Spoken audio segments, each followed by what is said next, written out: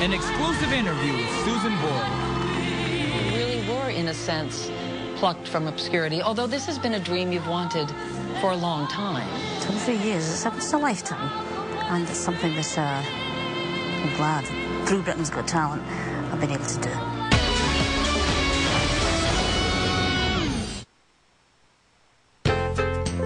You're on the move. YHEV? YHEV? Get your...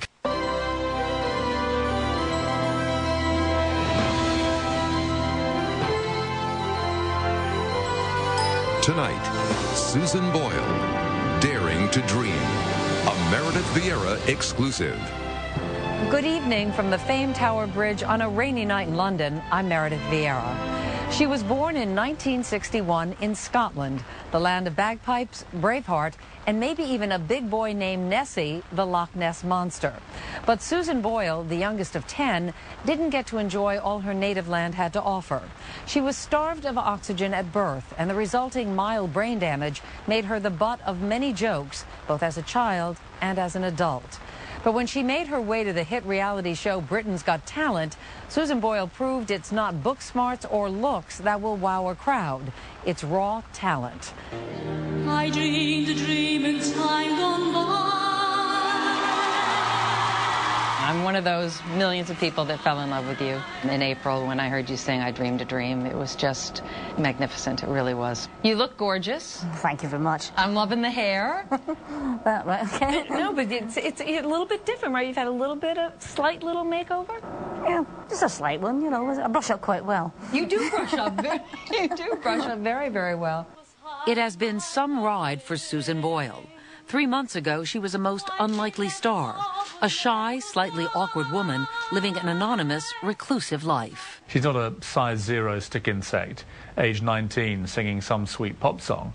You know, she's a 48-year-old lady from a tiny village in Scotland who, by her own admission, is, you know, never going to win a beauty pageant. So when she walked onto the stage of Britain's Got Talent, there were audible snickers.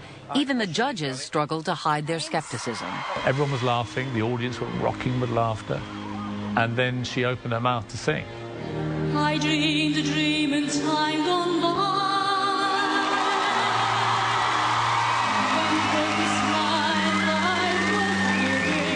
Jaws literally dropped open. She got a standing ovation. And almost instantly, a 90-second clip of Susan's breathtaking rendition of I Dreamed a Dream hit YouTube, becoming the talk of the globe. I began getting text messages from around the world, literally, within 24 hours. You think, whoa, what's happening here? And a star is born. There may not be anybody alive today with a TV who hasn't heard of or seen Susan Boyle. Within days, Susan's performance had been viewed more than 20 million times, a number that would soon shoot up to an estimated 300 million. Something about that magical voice, that raw talent, and a plain Jane's gutsy courage resonated deeply. You could not watch that clip and not feel completely uplifted. We had unearthed a complete phenomenon. The journey you have been on, Susan, in the past few months, from the audition for Britain's Got Talent, and then all the adulation that came with that, everybody around the world suddenly saying, who is this Susan Boyle, and wanting to know more about you. Are you having a good time? It's just been unbelievable. It's indescribable. You know, it's a bit like being plucked from obscurity. I don't want it to end. You said it exactly right. I mean, you really were, in a sense, plucked from obscurity, although this has been a dream you've wanted for a long time. Yeah, 23 years. It's a lifetime. Susan, when did you realize that you were gifted, that you had a voice? Gifted? You don't think you're gifted? I think it's just been chance. That modest nature might have left Susan Boyle forever undiscovered, living quietly with her cat Pebbles and occasionally performing for the few lucky people in church and at local pubs. But it was her beloved mother Bridget, who Susan devoted much of her adult life to caring for, who always encouraged her to sing. Why do you think she had so much confidence in you? I was a little girl. You were the baby of the family. Baby, yeah. Well, forget that. It's embarrassing.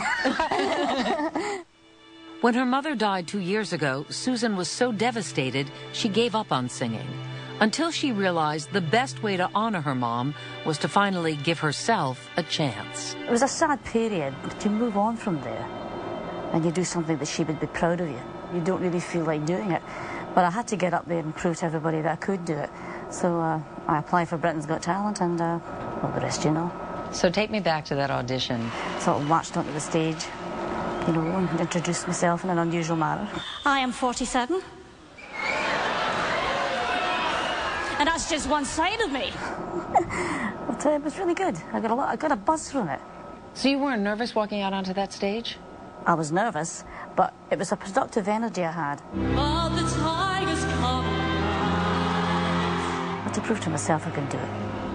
And I also had a promise to my mother that I would do it. Your mom had sort of watched the show with you and wanted you to go on, is that right? Well, my mother did watch the show, and she would be very proud of me doing something like this. Very proud of what I've achieved. If she were here now, what do you think she'd say to you? Keep going, you're doing really well. That's what she'd say.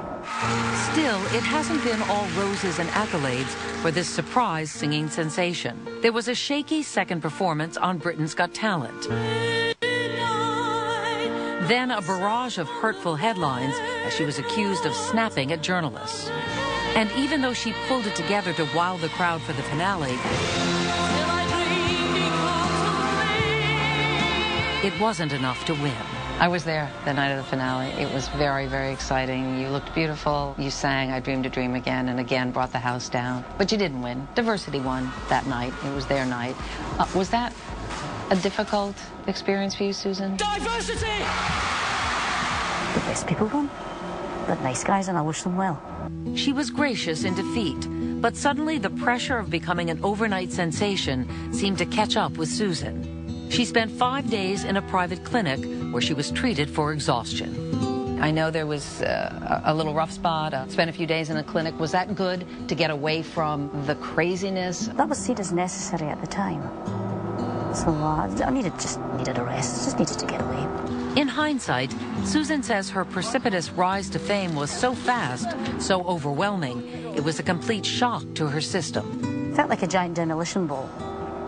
It felt like a demolition ball? The impact. It was very hard, but you put on a front. You've got an audience to please. You get on with it. You have to.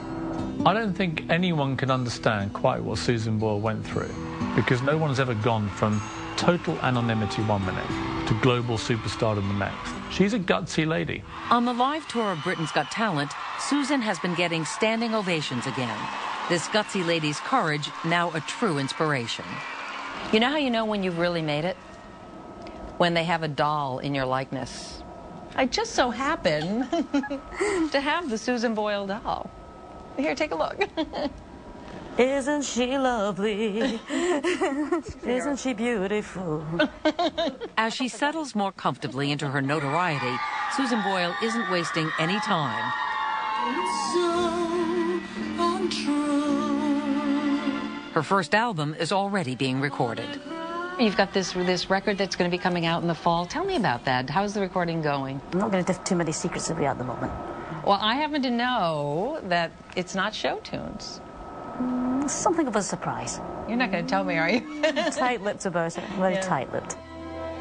Coming up, Susan Boyle surprised everyone as the breakout star on Britain's Got Talent. Now we have some surprises for her. When Susan Boyle Daring to Dream continues.